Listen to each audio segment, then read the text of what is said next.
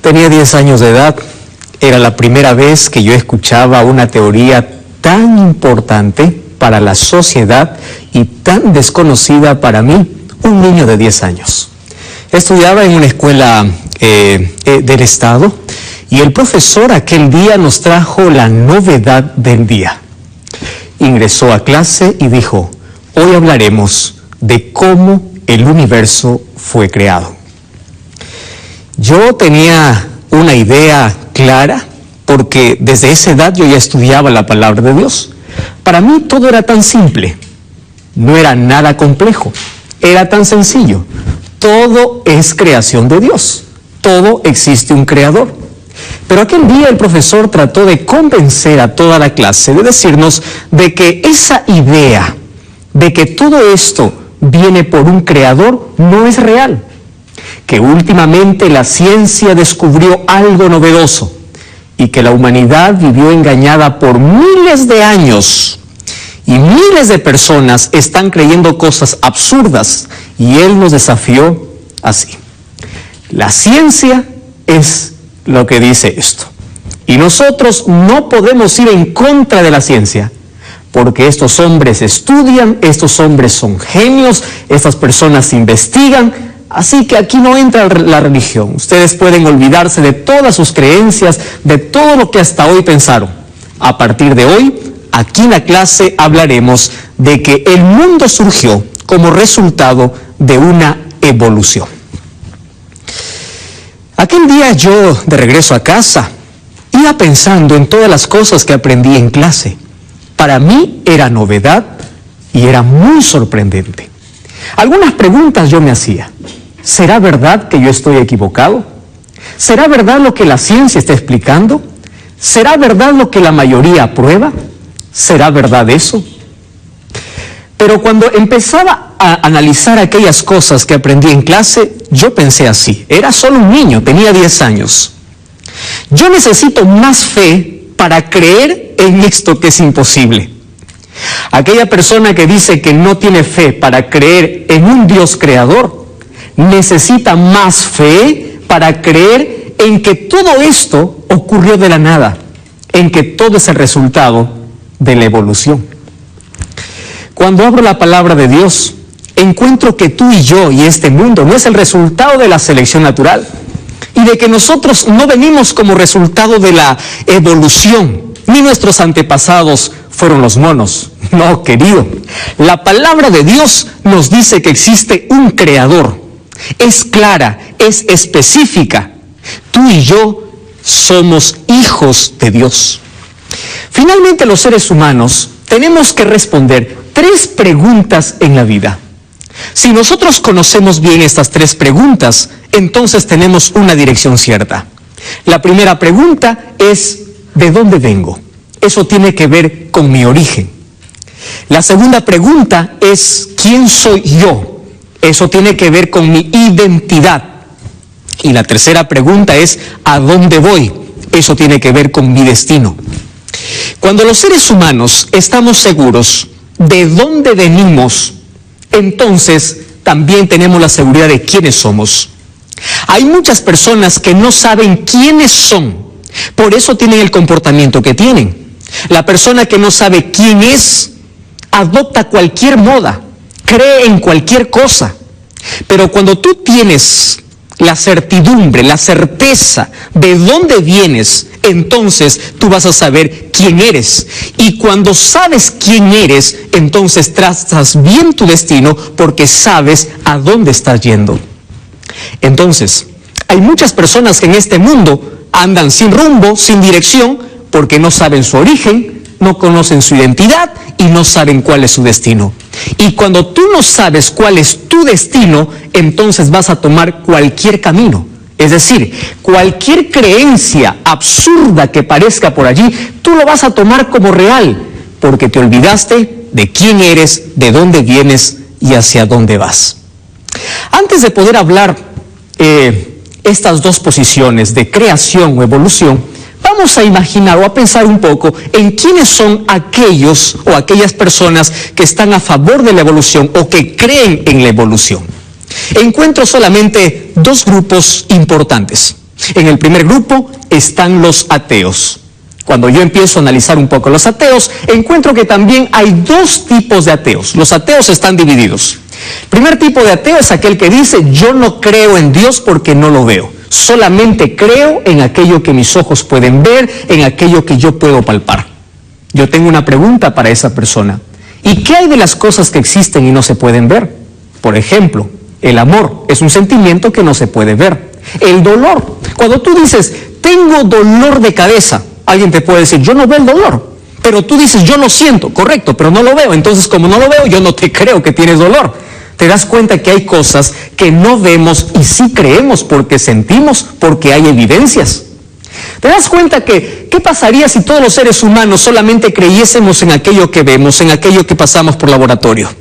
Es como si le dijeras a un niñito, mira mi cerebro, y él te dice, ¿dónde está? Solo veo tu cabeza. No, yo tengo cerebro, y él te dice, yo no veo tu cerebro. Entonces quiere decir que no tienes. Eso no es verdad, porque todos sabemos que tenemos cerebro.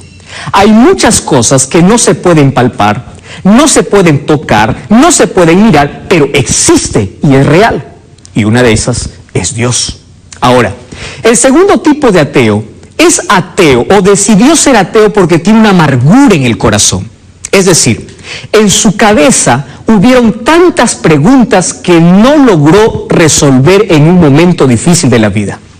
Encuentra personas que niegan la existencia de Dios, no porque sea una teoría, no porque la ciencia diga, sino porque en su corazón hay resentimiento contra Dios. Porque en algún momento de la vida ellos se cuestionaron. Puede ser después de una tragedia, después que perdieron un hijo, después que perdieron un familiar, después que ocurrió alguna cosa difícil en su vida. Ellos miraron para el cielo y preguntaron, Señor, ¿dónde estuviste? ¿Por qué no me protegiste? ¿Por qué no evitaste que esto pueda tocar mi vida? Entonces, al no encontrar respuestas, ellos llegan a la conclusión, Dios no existe. Ahí está el grupo de personas que dice, si Dios existiese, ¿por qué hay tanta maldad? ¿Por qué los niños inocentes sufren? ¿Por qué existe el clima que en algunos lugares es favorable, en otros lugares hace desastres? ¿Por qué? Si Dios tiene el control de todo, si Dios existiera, ¿por qué hay tanto dolor? Entonces, si tú eres una de esas personas, quiero decirte lo siguiente, quita la amargura del corazón. Las consecuencias que vivimos en este mundo es por el pecado. Y en lugar de cuestionarte, tienes que creer en Dios. ¿Por qué tienes que creer en Dios? Porque cuando buscaste respuestas, tú fuiste a buscar al lugar equivocado. Cuando tú quieras respuestas para tu vida, ¿por qué sufro? ¿Por qué el dolor? ¿Por qué el sufrimiento? ¿Por qué este gran conflicto? Tienes que ir a la Biblia. La palabra de Dios tiene respuestas para tus preguntas. Pero puede ser que estoy hablando para ti, que has negado la existencia de Dios por un acontecimiento de tu vida. Y eso es injusto, querido. Entonces, estos dos tipos de ateos quieren sacar a Dios del escenario, ¿correcto? Entonces dicen, Dios no existe, no hay un creador, entonces yo creo en cualquier otra teoría, cualquier cosa que la ciencia pueda decirme, yo lo creo. ¿Por qué? Porque quieren sacar a Dios del escenario, a Dios de su vida, a Dios del mundo, a Dios creador. ¿Y qué cosa dice la Biblia respecto a esas personas? Mira lo que dice el libro de Salmos, capítulo 14, el versículo 1. Escucha con atención.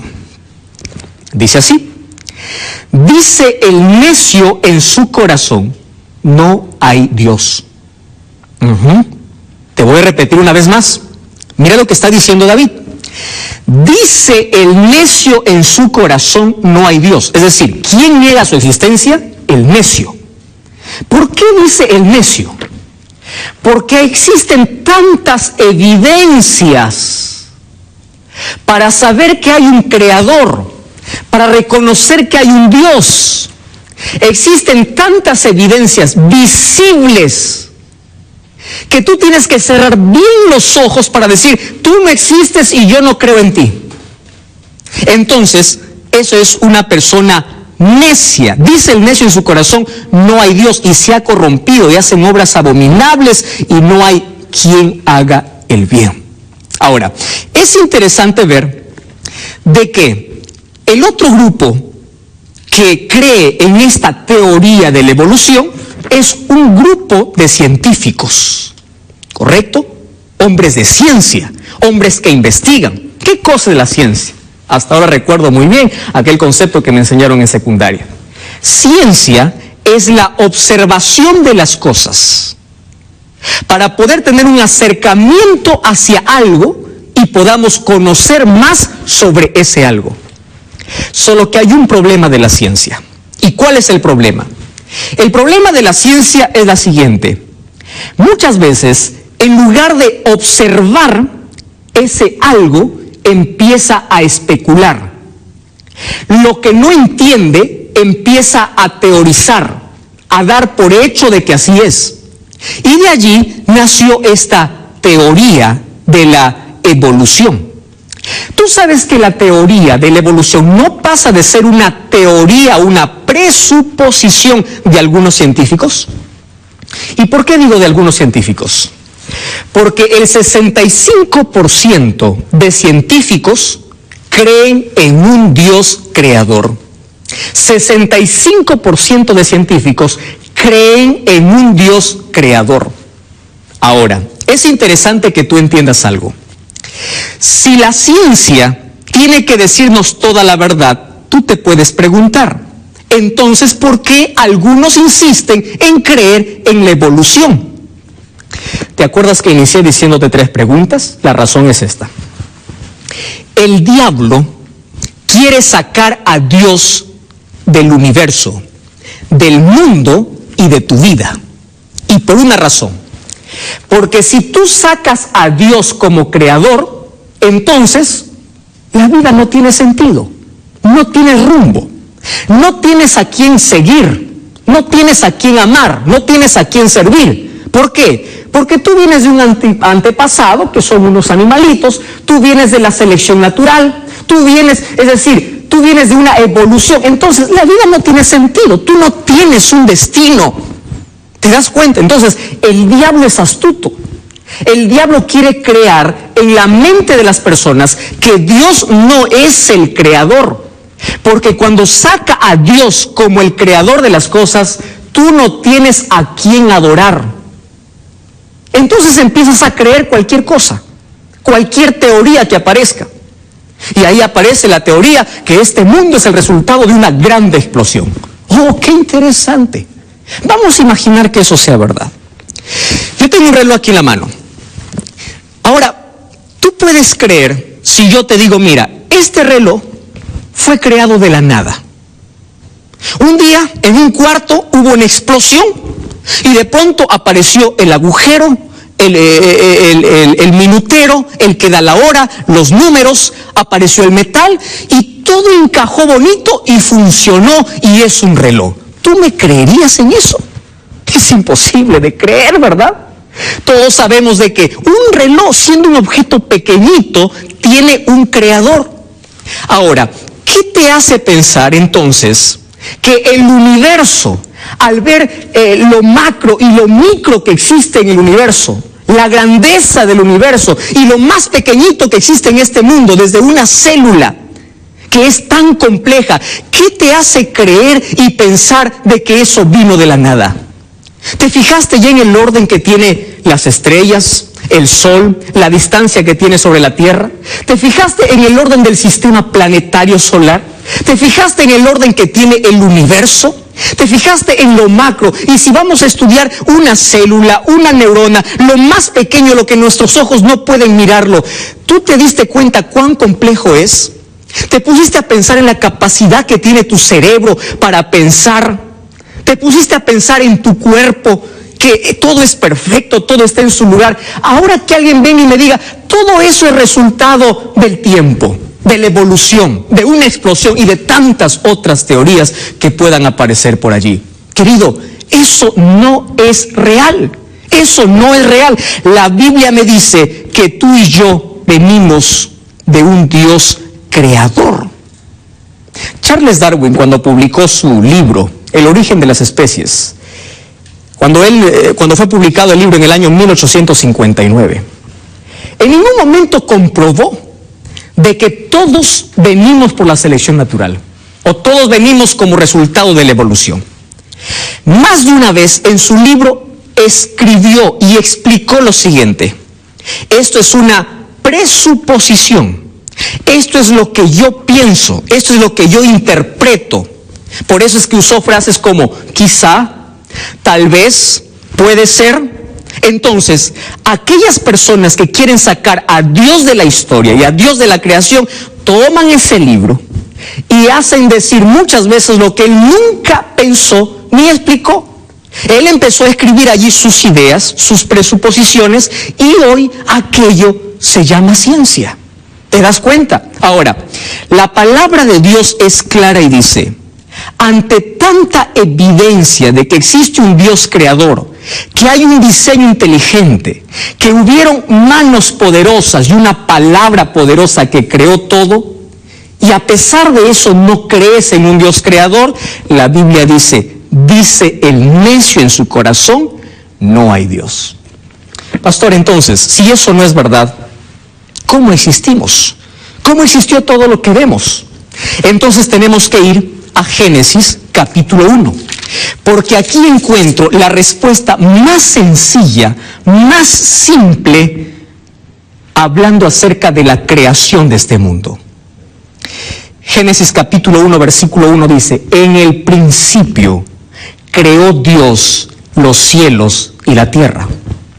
¿Estás entendiendo? En el principio existió un creador. Y si tú lees todo el capítulo 1 de Génesis, vas a encontrar el orden perfecto como Dios creó las cosas. En primer lugar, creó el primer día la luz, segundo día el firmamento, tercer día las plantas, el cuarto día las lumbreras, el quinto día las aves y los peces, el sexto día animales cuadrúpedos, y también creó al hombre y la mujer. Y el séptimo día Él reposó, Él descansó.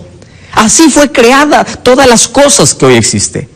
Eso no es una teoría. Eso ahora te lo puedo comprobar con la Biblia, y la ciencia puede afirmar a estas cosas. ¿Sabes por qué? Mira, la Biblia decía miles de años atrás muchas cosas que la ciencia recién lo comprobó.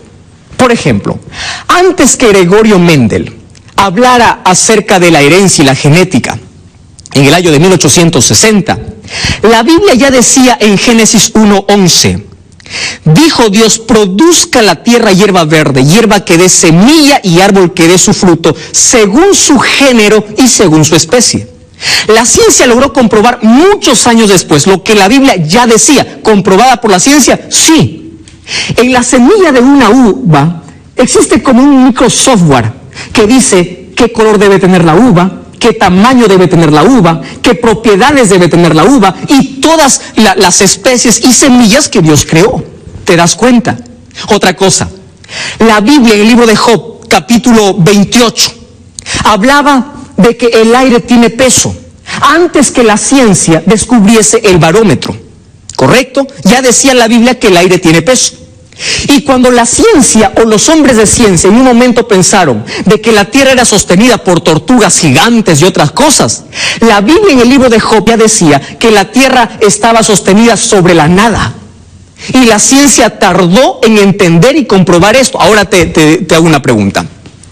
Si la Biblia mencionó eso, y los que escribieron la Biblia no eran hombres de ciencia, y eso logró comprobar la ciencia, ¿tú crees que la Biblia no es un libro inspirado por Dios? Isaías 40:22 dice así: Dios está sobre el círculo de la tierra. Y aun cuando la ciencia decía de que la tierra era cuadrada o era plana, la Biblia ya decía que la tierra era redonda. Entonces, si la ciencia logró comprobar muchas cosas que dice la Biblia, la teoría de la evolución es simplemente una teoría. La Biblia me dice que existe un creador. Hubieron varios científicos que creyeron en ese creador. ¿Te acuerdas de Isaac Newton? Aquel que descubrió la ley de la gravedad, aquel que dio lugar a muchos cálculos que hoy la ciencia usa. Él dijo lo siguiente: un ateo que es científico es una persona incompleta, porque lo que la ciencia no logra explicar, entonces él tampoco puede penetrar. Isaac Newton fue un estudioso de la palabra de Dios y él creía en un Dios creador. ¿Te acuerdas de Blaise Pascal, un filósofo y científico francés?